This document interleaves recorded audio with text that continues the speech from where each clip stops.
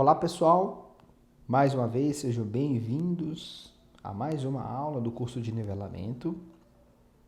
Agora nós vamos tratar única e exclusivamente do conceito de função, a forma que a gente usa para escrevê-las, suas notações e como representá-las. Vamos lá. Bom, nós vimos na aula anterior que uma função nada mais era do que um subconjunto especial de um produto cartesiano entre outros dois conjuntos. Então, como sempre, vamos começar aqui com dois conjuntos A e B, conjuntos não vazios. Ok? E agora, vamos pegar também uma função f entre eles. Como para nós uma função é um subconjunto do produto cartesiano, essa é a notação utilizada até o momento. Nós vamos ver daqui a pouco que existe uma forma mais conveniente de expressar a função. Muito bem, mas vamos lembrar qual que era a definição de função, que tipo de relação era satisfeita por essa relação do produto cartesiano A e B. Então, era assim. A relação f é uma função quando satisfaz a seguinte propriedade. Para qualquer elemento A do seu domínio, lembre-se que o domínio é um subconjunto do primeiro fator, ou seja, do conjunto Azão, existe um e somente um elemento do segundo fator, e portanto do Bzão, tal que o par ordenado AB pertence à relação F. Essa é a ideia. Se você pensasse no diagramazinho, o que seria isso? Só para representar, para cada elemento aqui tem uma setinha associando ao elemento do outro lado, né? Usando o diagrama de Venn para esse único par de elemento genérico aqui que a gente está considerando. Muito bem. Aí você coloca o F só para dizer que é a relação entre A e B. Muito bem, pessoal. Essa própria notação do diagrama de Venn já sugere uma nova forma de representar uma função. Qual seria, né? Vamos colocar justamente os elementos importantes aqui, porque a partir de agora, uma função f vai ser, de novo, né, uma relação entre A e B, e mais uma vez, deixa eu colocar direitinho aqui, vai ser uma relação que sai de um subconjunto, que a gente vai chamar de domínio de A, e vai se relacionar com os elementos de B. E nós vamos dizer que um elemento A vai estar associado a um elemento B, e para isso a gente vai representar por f de A igual a B. E aqui está a novidade, né? Aqui fica claro que o elemento do segundo fator que está associado ao A é justamente o B. Muito bem. Então, aqui está a nova forma de representar uma função. Deixa eu chamar a atenção de vocês o seguinte. Para formarmos essa função, a gente precisou de três objetos. Um subconjunto do conjunto A, o conjunto B e a própria relação que associa a cada elemento do domínio um elemento do contradomínio. Tá certo? Então você precisa desses três objetos para formar uma função. Maravilha! E vamos ver como é que você pode representar uma função utilizando essa nova notação. Vou fazer um exemplo aqui que vai deixar bem claro o que eu quero dizer por representação. Olha só, eu tenho agora um diagraminha de Venn bem comportado, onde eu vou pegar 1, 2, 3, 4, estrela, triângulo, bola, mais e menos. Aqui está. E a minha relação vai ser 1 com estrela, 2 com menos, 4 com bolinha, 3 com bolinha, e essa é a minha relação F. Bom, aqui eu já posso definir, ou observando, né, que quem é o meu domínio da relação? F, que está aqui no meu conjunto A. Vamos colocar, aqui é o conjunto A, aqui é o conjunto B. Muito bem, o domínio que está contido no conjunto A, nesse caso aqui é mais do que está contido, né? O domínio é exatamente igual ao conjunto A. Muito bem, e agora eu vou escrever a minha relação utilizando a notação que nós acabamos de desenvolver. Então essa minha função f, ela sai do conjunto A e chega, se relaciona com o conjunto B, falando mais formalmente, ou seja, ela pega um Azinho e leva no f de A, que é o B. Essa foi a nova forma que nós representamos a função. Vamos fazer o seguinte, vamos pegar esse pedacinho aqui, vamos trazer ele para cá, para a gente aproveitar o espaço. Pois bem, como os dois conjuntos são finitos, a gente pode simplesmente representar essa nova relação elemento a elemento. Muito bem. Como é que ficaria então? Vamos fazer uma tabela. Agora, o jeito conveniente de representar a função vai ser por meio de uma tabelinha, onde nós vamos inicialmente colocar os elementos do domínio e em seguida os elementos da imagem. Aqui será o A e aqui o F de A. Vamos lá, vamos discriminar aqui primeiro o domínio da função f. Aqui está. Agora, vamos colocar com quem ele se relaciona. O 1, por exemplo, se relaciona com a estrela. O 2, por exemplo, se relaciona com menos. E o 3 se relaciona com o 0, bolinha. E o 4 também se relaciona com a bolinha. E com isso, eu tenho a minha função completamente descrita por essa tabela. Assim como ela já estava descrita pelo diagrama de Venn.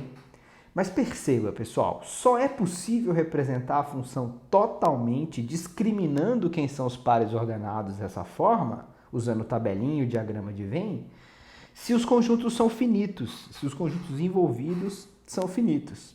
Caso contrário, nós precisaríamos de uma lei que deixasse bem claro como é que é a relação dos elementos do conjunto do domínio com os elementos do conjunto de chegada aqui, né? Que é o elemento B.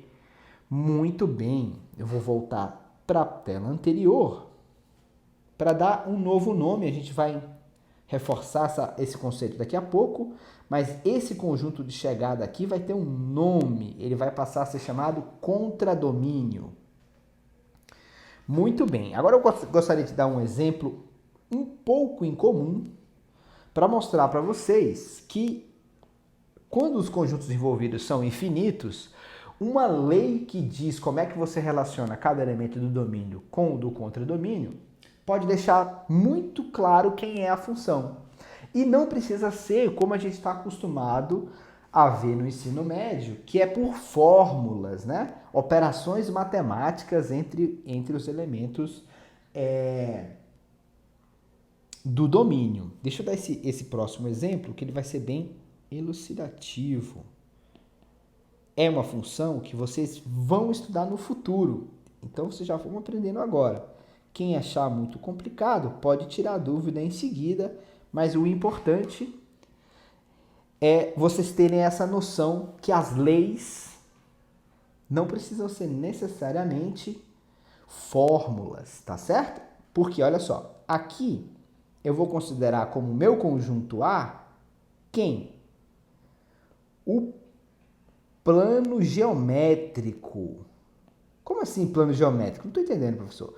Plano geométrico, eu quero dizer apenas que é o plano como se fosse uma folha de papel ou uma parede bem grande. Aí você vai trazer para o objeto idealizado, né, que é o plano, que seria um papel que não tem fim, tá certo?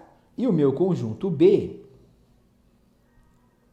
vai ser formado pelos números reais. E agora eu vou descrever uma função que sai do conjunto A e chega no conjunto B. Como que vai ser a maneira de descrever a função do meu exemplo? Olha como é que vai ser. Para cada ponto do plano, eu disse para cada ponto? Não foi isso que eu quis dizer. Vamos começar de novo. Vamos fixar um ponto do plano que você que vai escolher. Você vai pintar aí o plano do seu caderno se você quiser fazer o exemplo para me acompanhar. Você vai precisar de uma régua para construir essa função. Por quê? Porque a fórmula ou a lei dessa minha função aqui vai ser a seguinte. Para cada ponto, vamos chamar esse cara de P barra. Para cada ponto P do meu plano,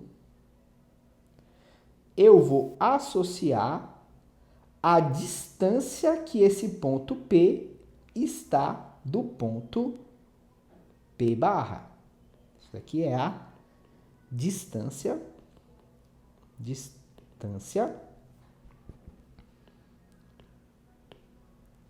entre P e P barra. Do jeito que eu estou propondo essa função, pessoal, você precisa de uma régua para medir, não necessariamente de uma fórmula. É claro que você poderia me interromper dizendo: não, professor, a gente poderia, no plano geométrico, escolher um plano cartesiano, que nem a gente faz na geometria analítica, e utilizar a fórmula da distância entre dois pontos para que a sua função seja calculada por meio de uma fórmula. E você tem toda a razão. Mas essa sua observação seria uma importante informação para essa parte da aula. O que nós estamos tratando aqui? Representação de funções. Ou seja, como é que você pode descrever a função que nós acabamos de definir. Então, quando o conjunto é finito, você pode simplesmente descrever a relação par a par, mas quando os conjuntos envolvidos são infinitos, você precisa de uma lei. A lei que diz como é que você associa cada elemento do domínio a um elemento do contradomínio. Tudo bem? Muito bem. Continuando, o objeto central de discussão no nivelamento, pessoal, é o conceito de função real. Tá certo? O que é uma função real? Bom, é um caso particular onde a f vai estar sempre definida... Opa, deixa eu corrigir. A f vai ter sempre o seu domínio como sendo um subconjunto dos números reais e o contradomínio também será um subconjunto dos números reais. Muito bem, e eu já vou te dizer o que eu quero dizer com isso. O importante é você observar que o domínio, esse aqui que é o domínio, e o contradomínio serão sempre subconjuntos não vazios dos números reais. Tudo bem? Agora eu vou dar alguns exemplos que vão deixar claro o que eu quero dizer com esses conjuntos domínio de f e b. Olha só, pessoal. Eu vou pegar a função f de x dada por uma lei bem bonitinha, que é 2 elevado a x. Muito bem, essa é a função exponencial. Aqui, o que eu fiz? Eu comecei a descrever a minha função pela lei que associa os números reais. Lembre-se que a partir de agora, você vai associar um número real que está no domínio, que é um subconjunto de R, a um outro elemento também do R. Uma vez isso ficando claro, eu posso descrever a função através da sua lei matemática. Muito bem, vamos continuar. Nesse caso aqui, você poderia simplesmente dizer o seguinte: a minha função f ela tem como domínio qualquer número real, porque eu posso substituir qualquer número real aqui no expoente de 2. Então, o domínio são todos os reais. E o contradomínio também é o conjunto dos números reais. Muito bem, isso foi uma escolha minha. Cadê a lei? A lei é a função exponencial. Você pega o x e leva no f de x, que é exatamente o 2 elevado a x. Muito bem, pessoal. Agora, repare o seguinte, que é muito importante aqui. Olha esse outro exemplo. Opa, deixa eu escolher outra letra. H é uma função que sai dos reais. Agora vai chegar nos reais positivos. Quando eu coloco o R+, aqui eu estou interpretando o R+, como sendo os reais positivos, tá bom? Excluindo o zero. Muito bem. Eu sempre me esqueço qual é a notação conveniente, né? Como é uma escolha, também não há grandes problemas, que eu já estou te informando que para mim o R+ não contém o zero. Tudo bem? Inclusive, eu acho que essa não é a notação mais usada. Mas, uma vez deixando claro, não é problema. Ok, cadê a lei da função h, professor? Não enrola e fala logo. Tô indo, tá aqui. Essa é a lei. Opa. F de x, oh meu Deus, perdão. H de x vai ser igual a 2 elevado a x. Bom, um olhar desatento pode achar que essas duas funções são iguais. Não são iguais. Vou te dizer por quê. Na primeira, você escolheu o contradomínio, ou seja, o conjunto B, como sendo exatamente o conjunto dos números reais. E, no segundo caso, a gente escolheu os números reais positivos. Por quê? Porque a gente sabe que todo número que se coloca no expoente do 2, o resultado é um número positivo, nunca dá zero. Nem números negativos. Portanto, não está errado eu escolher uma função dessa forma. Mas é importante notar que a função f e a h são funções distintas. F e h são funções distintas.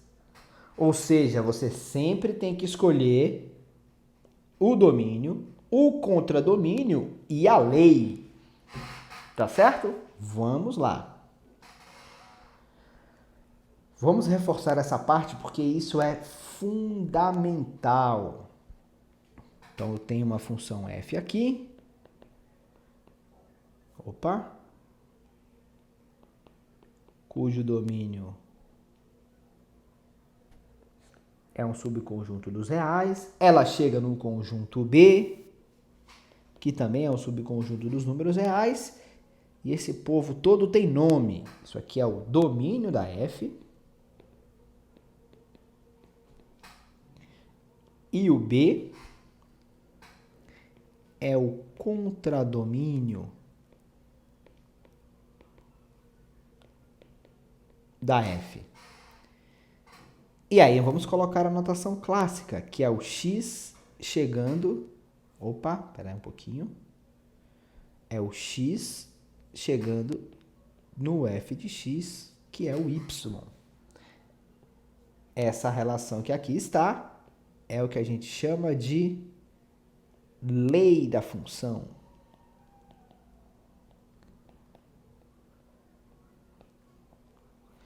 Muito bem, pessoal. O que é interessante para nós aqui? Nós vamos estudar muitos e muitas mesmo funções que são determinadas por operações matemáticas no conjunto dos números reais. Pois bem, muitas vezes é importante você observar que até mesmo o domínio é uma escolha sua. Deixa eu fazer um exemplo, mais uma vez, que pode chamar a atenção. Olha só, pega aqui o seguinte exemplo. Eu vou pegar uma função e vou começar escolhendo a lei. Vai ser x ao quadrado menos 1 sobre x. Peraí. vamos fazer o seguinte. X agora, x mais 1. Essa é a minha lei. Muito bem. Agora, como sou eu que estou montando a função, eu posso escolher todas as partes dela. Eu vou escolher como domínio da função f, que conjunto? O intervalo 2, 3. Eu escolhi. E agora eu vou, então, né? E como contradomínio, eu vou escolher o conjunto dos reais por inteiro. Pessoal, a escolha do contradomínio é, em sua grande maioria,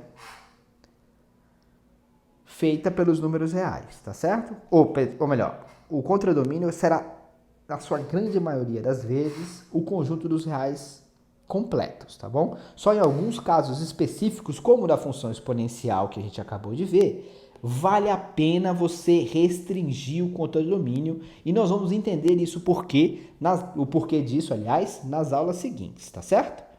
Então tá bom, vamos continuar aqui, onde nós temos a função que eu acabei de criar, que é a função que sai do intervalo 2, 3 e chega nos reais e tem a fórmula ali em cima.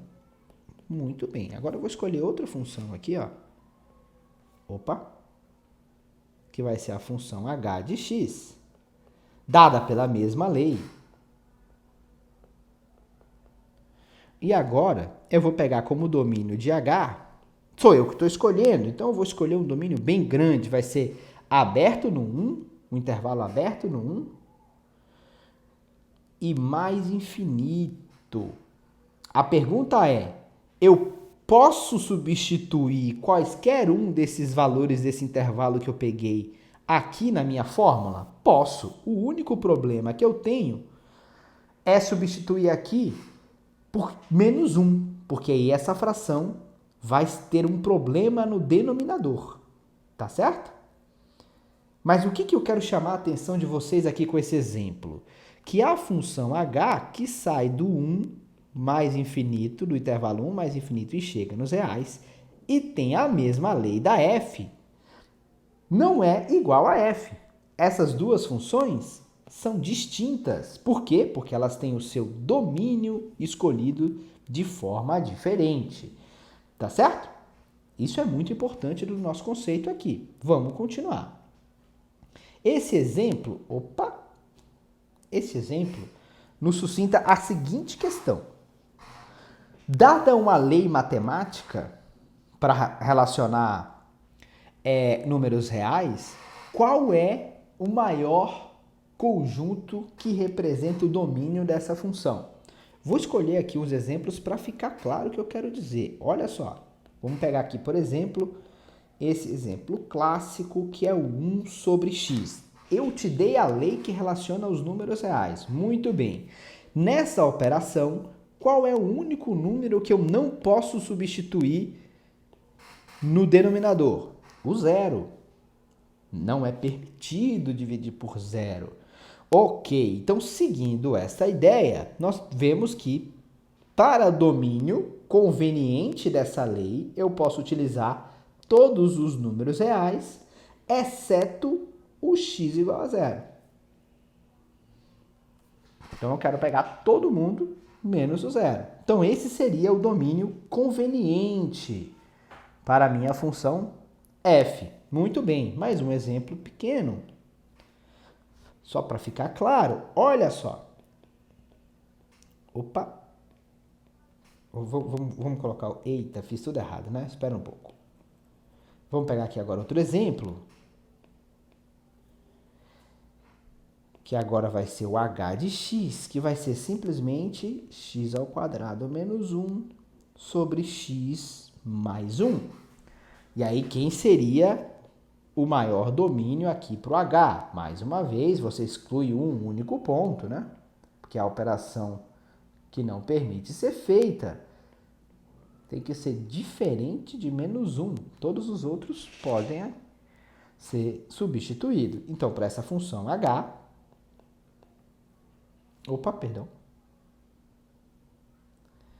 eu tenho o domínio descrito ali em cima e ela chega nos reais. Muito bem. Agora eu vou escolher uma outra função para chamar a atenção de vocês para comparação de funções. Terceiro exemplo.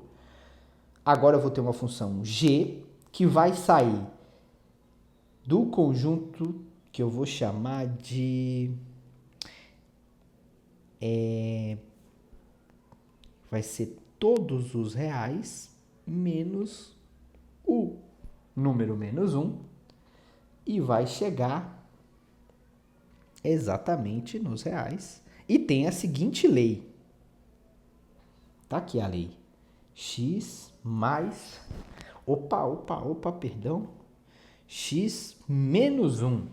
Muito bem. Agora eu gostaria de chamar a atenção de vocês para esse exemplo curioso. Repare que o domínio da minha G coincide com o domínio da H.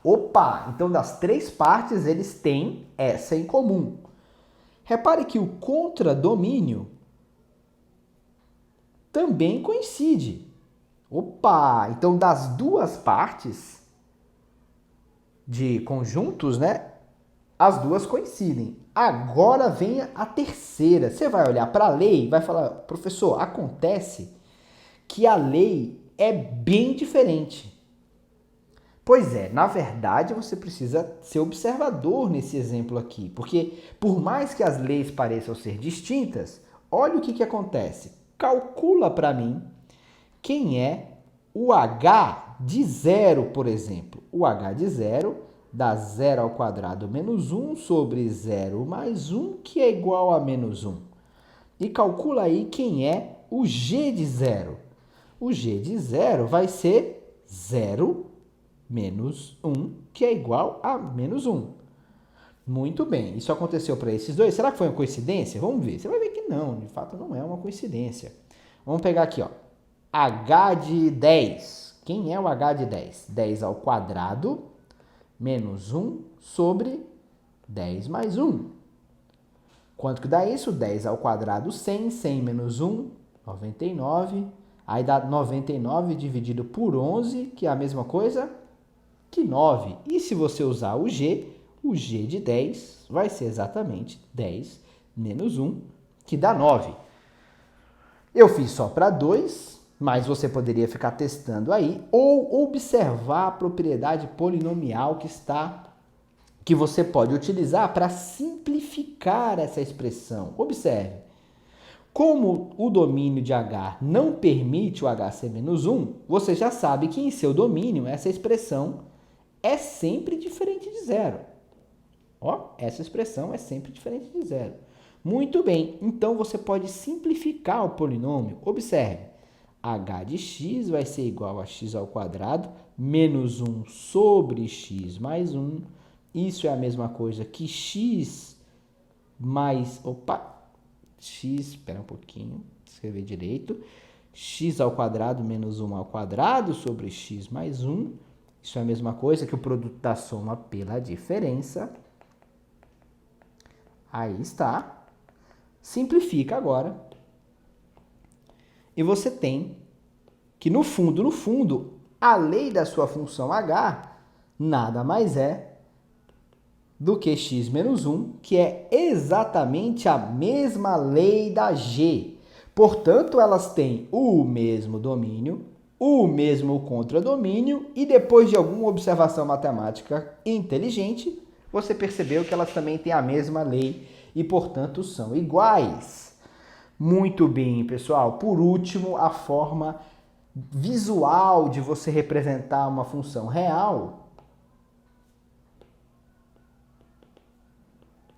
dada por leis matemáticas, tá aqui. Isso a gente vai explorar bastante também no nivelamento, porque o curso de cálculo começa, ou melhor, tem por objetivo entender e construir gráficos de funções reais. Muito bem, então você tem uma função realzinha aqui, e eu quero saber quem é o gráfico. O gráfico dela vai ser justamente, nós já vimos na aula passada, vai ser todos os pares ordenados, x, f de x, onde o x pertence ao domínio da f. Ou seja, é simplesmente um subconjunto do R2. Se você observar direitinho, o gráfico da função coincide com o conceito de relação que a gente usou para definir função inicialmente. Tá certo? Mas aqui ele tem uma propriedade importante. Por quê? Porque você pode fazer o desenho nos eixos coordenados. Essa é a ideia do gráfico, né? Por isso que ele é interessante. Então, ao invés de só utilizar a fórmula analítica para entender a função, você pode simplesmente fazer o desenho do seu gráfico. Aqui está. Então, essa seria uma outra representação de uma função por meio de um desenho. Tá certo? Então, essa é a ideia. Muito obrigado. Vamos continuar estudando função, porque esse é o objetivo do nivelamento. Muito obrigado, pessoal.